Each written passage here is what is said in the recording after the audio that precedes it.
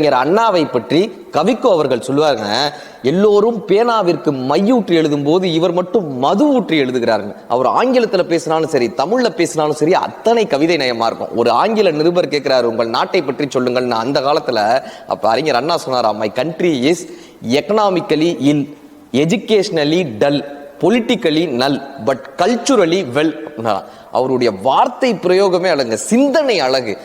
பாராளுமன்றத்தில் சொல்றாங்க இந்தி தான் தேசிய மொழியாக வரணும்னு. இப்ப பேரறிஞர் அண்ணா சொல்றாரு, ஏன்னு கேட்கிறாங்க, இப்ப ஹிந்தி தான் அதிக மக்கள் பேசுறாங்க, அதனால இந்தி தான் தேசிய மொழியாக வரணும்னு எல்லாரும் சொல்லும் போது அறிஞர் அண்ணா கேட்டாரா, நம்ம ஊர்ல காகங்கள் தான் அதிகமா இருக்கு, அதுக்காக காக்காயவா நம்ம தேசிய பறவைன்னு சொல்றோம்? இருக்கிறதுலேயே அழகான பறவையான மயில தானங்க தேசிய பறவை சொல்றோம். அப்படி மொழிகள்லேயே அழகான மொழி தமிழ் மொழி தான். அப்படி பார்க்க போனால் தமிழ் மொழி தான் தேசிய மொழியாக வர வேண்டும்னு பேரறிஞர் அண்ணா சொன்னாராம். அப்ப எல்லாரும் சொன்னாங்க, இவர் தமிழ் பேசி எல்லோரையும் மயக்குகிறார்னு. அறிஞர் அண்ணா சொல்றாரு, கிளிக்கு யாரும் பச்சை அடிக்க வேண்டும் என்ற அவசியம் இல்லை, மயிலுக்கு யாரும் அழகு சேர்க்க வேண்டும் என்ற அவசியம் இல்லை, அது அழகா இருக்கிறது, அதனால் பார்ப்பவர்கள் மயங்குகிறார்கள். அதுபோல் தமிழ் மொழி இயற்கையிலேயே அழகா இருக்கிறது, அதனால் நான் சொல்லும் போது அது மயக்கத்தை தருகிறதுன்னு பேரறிஞர் அண்ணா சொன்னாராம். Download ShareChat.